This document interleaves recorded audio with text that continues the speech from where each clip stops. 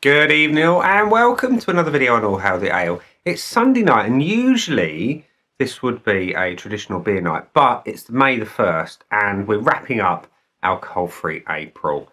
So we're just going to give you a bit of a story as to why I've done it, how I felt it went and how it's going to go in the future. But before we do, we're going to open a beer and we're going for, funnily enough, an alcohol-free one. Is this one from Mash Gang. It is the High Definition that they brewed in conjunction with Alpha Delta. Great beer.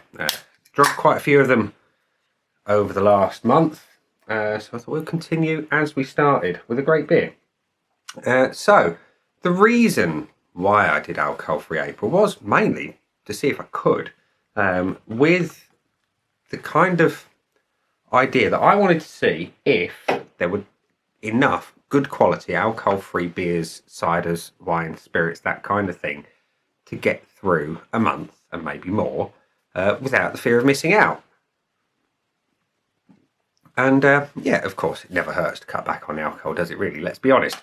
So yeah, that's how I started, and I come up with the idea really partway through March, just to see how it'd go. And I was kind of apprehensive, I must admit, at the beginning. I thought, I'm going to struggle. But then I thought, well, there's loads of good beers, like a few that you see behind me there from Mash Gang, that made me think maybe I can do it. And I started out with a few, as you do, and the inclination towards the end of the week is Friday night, as you know, I do my alcohol-free reviews. Saturday I have my craft beer, Sunday I have my trad beer. And I always look forward to them.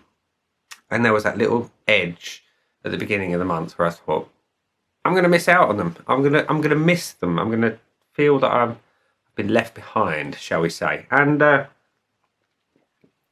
pleased to report that I don't feel that way. At first I thought, I'm going to miss the big flavours of your double IPAs, and I'm going to miss those big roasted malts of a stout and an amber ale and things like that.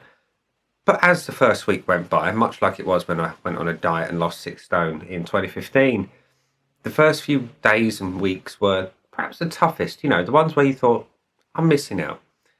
And then I got forward and further in, and I thought, you know what, I've had some great options here. I've had some good beers from Mash Gang, from Low Tide, I've had a couple of ciders, tried a couple of wines, and did a little demo of a couple of spirits from Spirits of Virtue up in Scotland. And I thoroughly enjoyed mixing it up, and I thought that was key as the months went by, to mix it up, to keep it fresh. And that's why I do what I do currently with the alcohol-free craft and trad beer, just to keep it fresh. And the ciders, I must admit, I found a little bit of a letdown, but it only cemented what I already thought, that most alcohol-free ciders are far too sweet for my personal taste.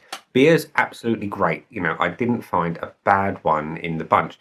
Most of that is down to the fact that I'm a careful purchaser. I don't just go randomly picking up anything I can find. I tend to overthink things, as my wife would say, and I can delay on a purchase for weeks, months, hell, even years sometimes. But yeah, with a beer, I look for the style that I like, the hops that I like. Hell, breweries I love. Mash Gang have seen me through this month. There's been some stress, not with Mash Gang though, but with DPD. Well, one of the beers I wanted to feature this month couldn't, because DPD lost the damn package. First one turned up damaged. Second one, we don't know where it's gone. It's gone into the warp somewhere. Either that or someone at DPD has had a good few beers on my behalf. Hope you enjoyed them.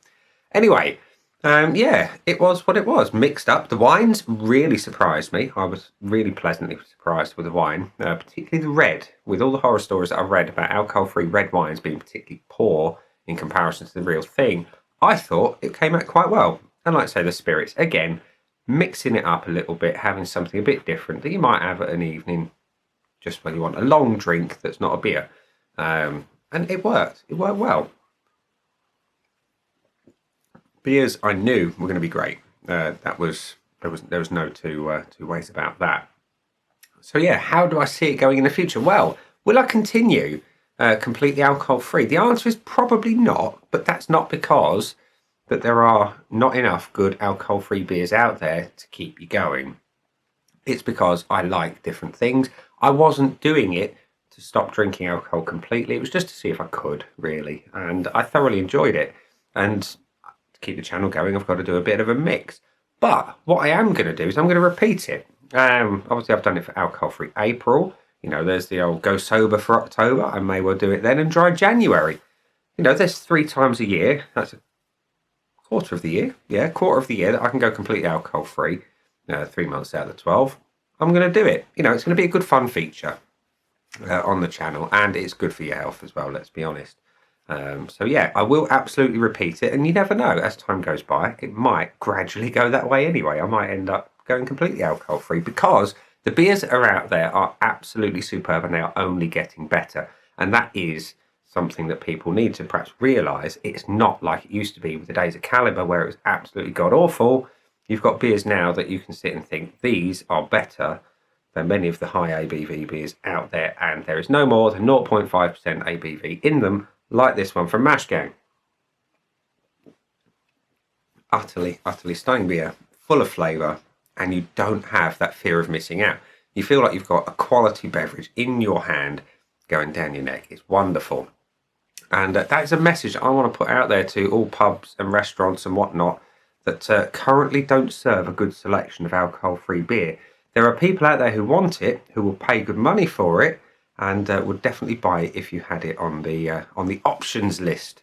So yeah, take note. It would be a shame to have people like myself who enjoy a good alcohol-free beer, in fact need alcohol-free beer to get around medical conditions and drive, especially the restaurants out in the sticks. It would be wise to have a good selection. So yeah, we'll leave it there. Less of the preaching, and just get out there, try a few good alcohol-free beers, and you never know, you might find the inspiration to do your own alcohol-free April, or go sober for October, or stick to a dry January. Entirely up to you. But whatever you do, make sure you enjoy it, and enjoy the experience of trying different things.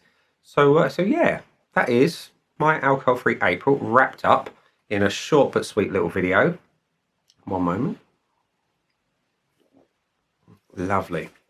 Yeah, that's it. That's where we are. So thank you for watching, ladies and gents, boys and girls.